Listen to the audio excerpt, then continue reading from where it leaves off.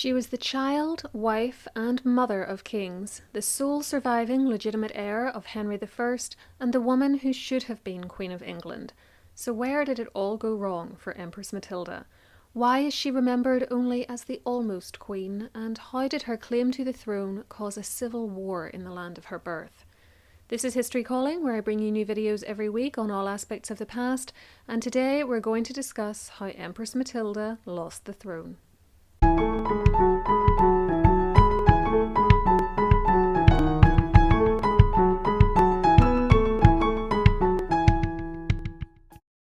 Matilda was born on around the 7th of February 1102 to King Henry I of England and his then wife Matilda of Scotland, formerly known as Edith. Her grandfathers were William the Conqueror and Malcolm III, King of Scotland. Through her mother, she also had Saxon blood. The Saxons ruled England before the 1066 conquest, to complement the hefty dose of Norman DNA she got from her paternal line. Though her father had many illegitimate children, one of whom will feature in this story, Matilda had only one full sibling, her brother William the Aethling, who was born the year after her and was their father's heir. Matilda was engaged to the Holy Roman Emperor, Henry, or Heinrich V, who also went by the title King of the Romans, when she was 7 years old, and he was in his 20s, though we're not sure of the exact year of his birth, so I can't be more precise about his age than that. When she was 8, she left for Germany in 1110. Although she was formally betrothed to Heinrich and even crowned, she was not fully married to him and certainly did not start cohabiting with him until January 1114, when she was just shy of her 12th birthday, and they went through a final marriage ceremony. Their union would prove to be childless, though one source says she did produce one short-lived infant. Had things gone according to plan, she would have lived out her days on the European mainland as the Holy Roman Empress, and hopefully produced a living child for Heinrich. She was certainly not destined for the English throne at this point. That all changed, however, in 1120, when her brother, Prince William, was drowned just off the coast of France in a tragedy known as the White Ship Disaster, which I already have a video on that I've linked on screen and below for you. Matilda's mother had died in 1118, and her father now rapidly remarried to Adeliza of Louvain in an attempt to produce another legitimate son. This attempt failed. In 1125, Heinrich V died too, and the childless Dowager Empress Matilda was recalled to her father's court, arriving back in England in 1126. Henry made her his heiress in default of any legitimately born sons, and in order to strengthen her position, in January 1127 he had his bishops and barons swear an oath of loyalty to her. One of these men was her paternal cousin, Stephen of Blois, whose mother Adela was Henry I's sister, and who's going to become very important in Matilda's story. There was no formal law in England barring a woman from inheriting the throne in her own right, but there was also no precedent for a queen regnant who wasn't ruling in lieu of an absent husband or on behalf of a minor's son. Unsurprisingly, therefore, Henry now looked to get his daughter a second husband and hopefully a legitimate grandson who could ultimately take the throne and restore what would have been seen at the time as the natural order of things. Accordingly, in 1128, he had Matilda marry Geoffrey, soon to become Count of Anjou. She was 26, he was barely 15, but he came with plenty of lands and political connections, and was actually the brother of the deceased Prince William's wife, so Matilda married her sister-in-law's brother, if that makes sense. The bride was apparently not very happy about this, perhaps because of the age gap and the fact that as a dowager empress she significantly outranked this boy, but she did as she was bid, though she rarely used the title of Countess of Anjou and continued to style herself as Empress and/or as King Henry's daughter. The marriage got off to a rocky start. Within a year, Matilda separated from Geoffrey and went back to King Henry, who was then at Rouen. Father and daughter returned to England in 1131, where another oath of allegiance was sworn to her by the English magnates that same year, and she was again recognised as the heir to the throne, though crucially this oath did not mention Geoffrey, which is interesting given how common it was in this time period for husbands to hold titles and lands in right of their wives. With this done, and perhaps recognising that her position would be immeasurably improved if she had a son, she returned to her spouse, and the two became parents to a baby boy named Henry on the 5th of March 1133. He would later become King Henry II. Another boy, named after his father, followed in 1134. Matilda and Count Geoffrey seem to have been getting along somewhat better by this point, but unfortunately they now fell out with her father over who should occupy some castles in Normandy, which were part of Matilda's marriage dowry, but which her father continued to hold. Then, on the 1st of December 1125, when she was newly pregnant with her third child, King Henry died, and this is where things get very messy. According to the oaths sworn to Matilda by the English bishops and barons, she should now have become Queen of England in her own right. However, she wasn't in the country, and perhaps because of her pregnancy, she didn't travel there, though the contemporary chroniclers don't seem able to give a solid reason to explain her delay. The most we hear is that she was in Anjou with her husband and children and stayed there for certain reasons. When she did make a move, she and Geoffrey seem to have been more concerned with securing her French possessions rather than her English. In the meantime, her cousin Stephen made a successful play for the English throne. He travelled from Bologna, his wife was Matilda of Bologna, to London as soon as his uncle died, and with the support of his powerful brother, Henry Bishop of Winchester, he succeeded in getting himself crowned in Westminster Abbey on the 22nd of December, barely 3 weeks after Henry I's death. A story was put out that Henry had released his barons from their oaths to Matilda on his deathbed, though Stephen would also claim that his oath was in any case invalid because, he said, it had been extracted by force and she was illegitimate, as her mother had been raised in a convent and Stephen claimed that she had been a nun and therefore unable to marry. There's no evidence she took any vows, by the way, only that she was educated in the convent. Crucially, he obtained the support of Pope Innocent II and the English and Norman barons, who accepted him as King of England and Duke of Normandy with very little resistance, even though there had initially been plans to take his older brother Theobald as the Norman Duke. As for the others who had sworn fealty to Henry I's daughter but now reneged on their oaths, at least some of these men, according to the chronicler William of Malmesbury, said that they were absolved of such oaths because Henry I had not consulted with them before marrying Matilda to Geoffrey of Anjou. Stephen's fait accompli seemed complete and irreversible. To modern eyes, and the Empress's too, this looks like a clear case of usurpation, but we need to look at this situation through the lens of our 12th century ancestors. There had never been a queen regnant in Norman England. The issue about whether Matilda's mother had taken the veil was a perfectly plausible concern in that era, and if true, would have made her daughter illegitimate. Furthermore, adult males were almost always preferred to either women or children, and Matilda's eldest son was still a toddler.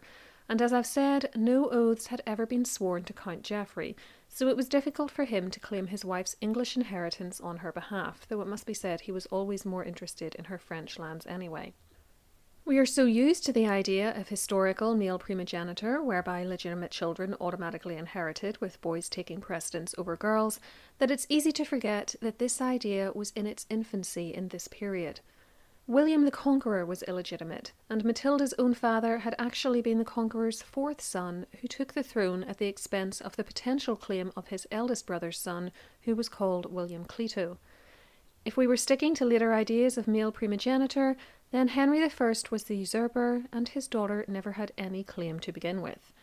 Furthermore, at this point in time, you didn't just automatically become monarch because you were next in line. You needed to be on the spot in London, accepted by the people like a form of election, and crowned. Stephen did, or obtained, all of these things. He didn't grab England by conquest the way his grandfather had done. He basically walked in and took it, with very little opposition.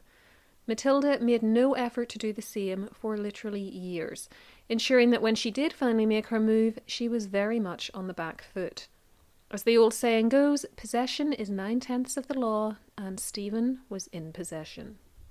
If you're enjoying this content, please remember to give it a thumbs up, which really helps to promote it with the all-important algorithm, and don't forget to subscribe to the channel and switch on the notification bell so you never miss one of my uploads.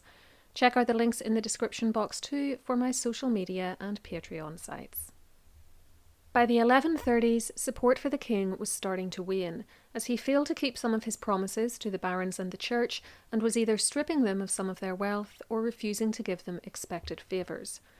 Matilda's uncle, David, King of Scotland, led skirmishes on the Anglo-Scottish border, though he came to terms with Stephen in April 1139, and her half-brother, Robert, Earl of Gloucester, defected from Stephen to Matilda in 1138.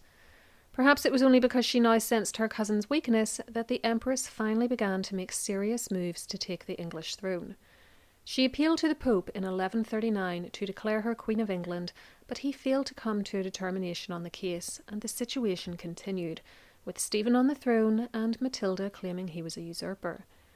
Leaving her husband and children in France, she and her brother Robert travelled to England that September, but while he managed to get to Bristol, she ended up trapped at Arundel Castle, the home of her stepmother, the Dowager Queen Adeliza, and her second husband, the Earl of Arundel, who supported Stephen. King Stephen then did something which on paper looks very odd. He let Matilda go, allowing her to leave the castle unopposed and giving her and her sister-in-law, the Countess of Gloucester, safe passage to the west to meet up with her brother. Why would he do this? There are a few possible explanations. Chivalry is one. Then there's some sort of latent familial concern, or perhaps he didn't want his army tied up besieging the castle while Robert of Gloucester roamed free in the west. Taking Arundel was also much easier said than done, and it was owned by his allies, Queen Adeliza and her husband.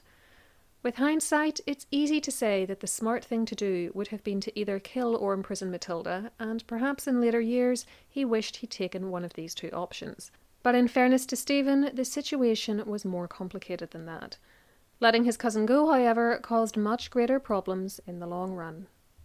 Once she and Earl Robert were back together, other nobles flocked to support them, and something of a stalemate ensued, with Matilda and her allies in control of one part of the country and Stephen in control of another, and both claiming to be monarch.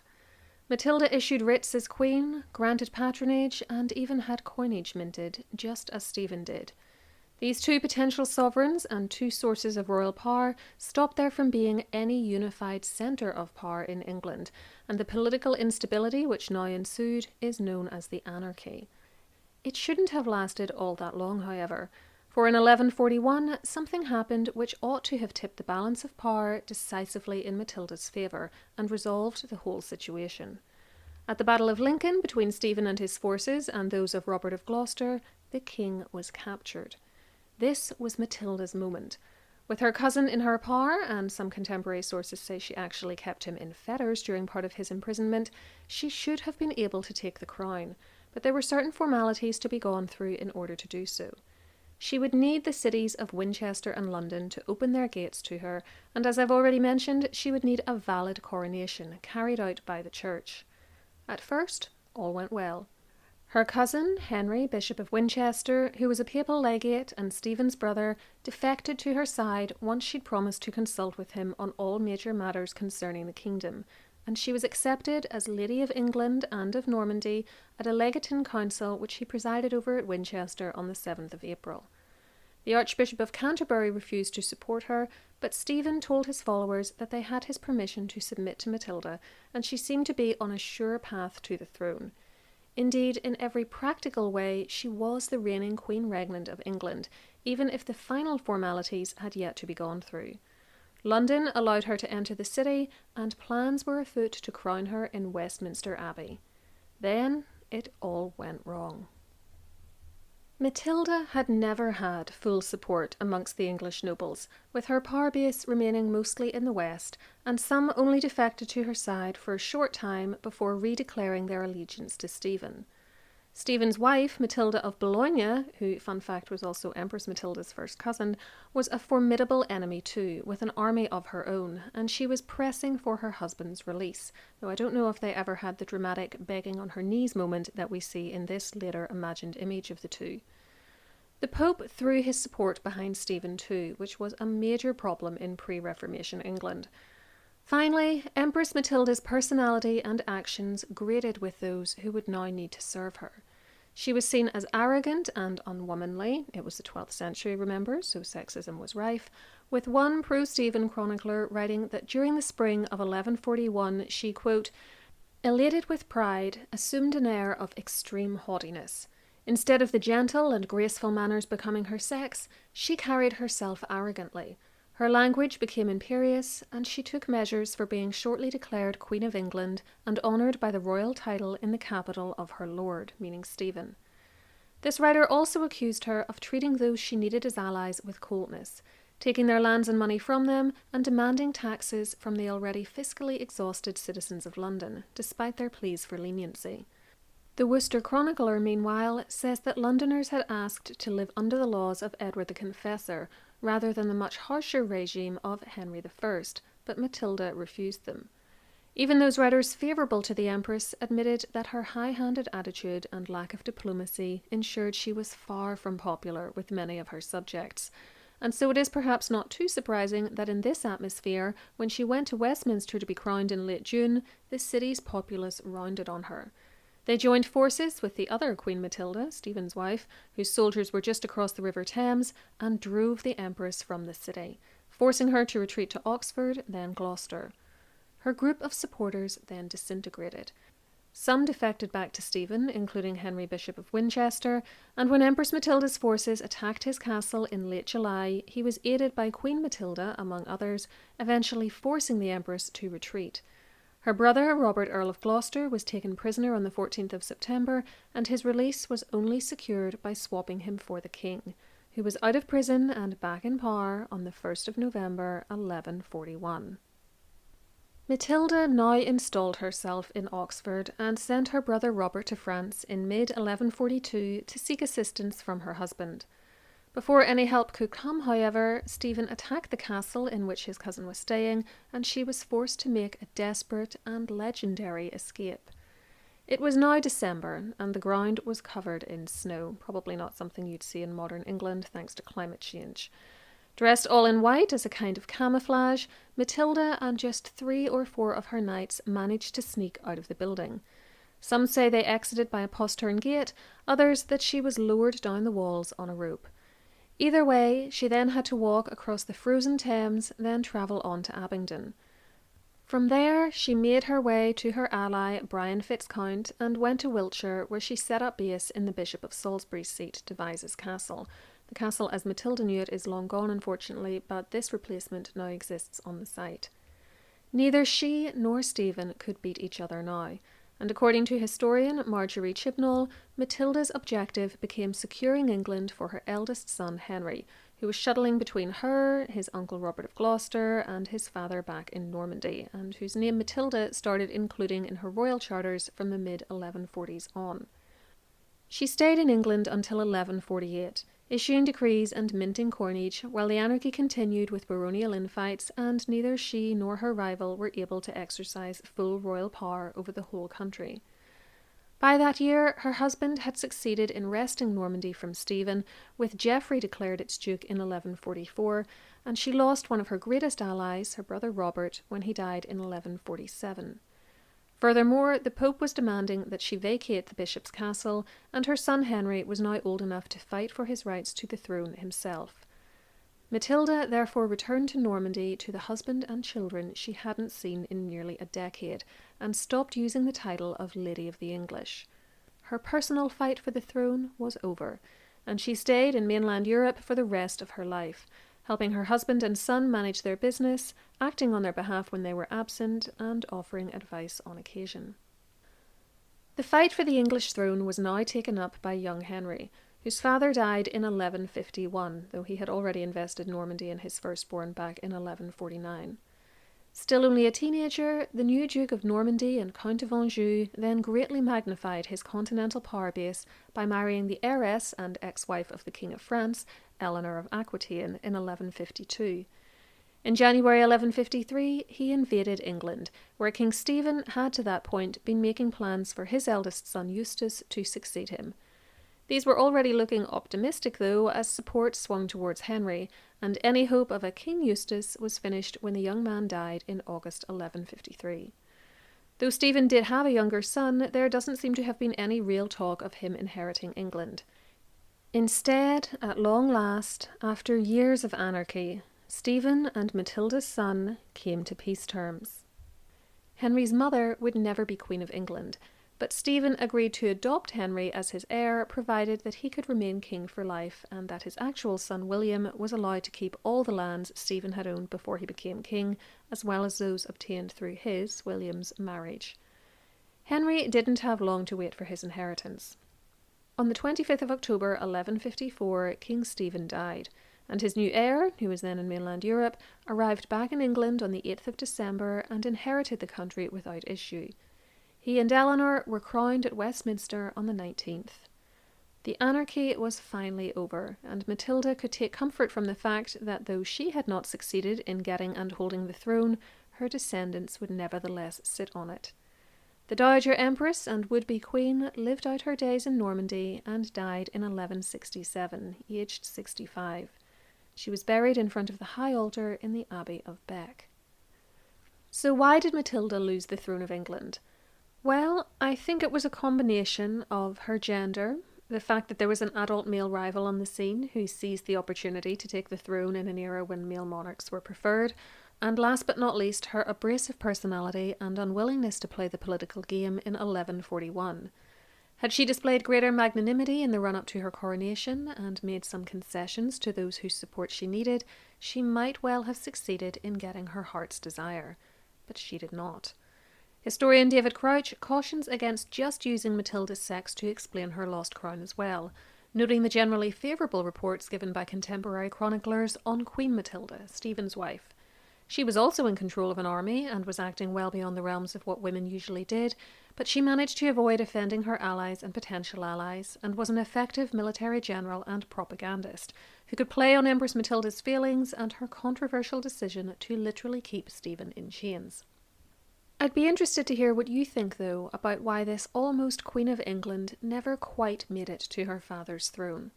Let me know your opinions in the comments below, and as always, a big thank you to my Patreon supporters and to those of you who help the channel through one-off donations using the thanks button beneath the videos. I'll be back next week with a new video, and until then, keep learning.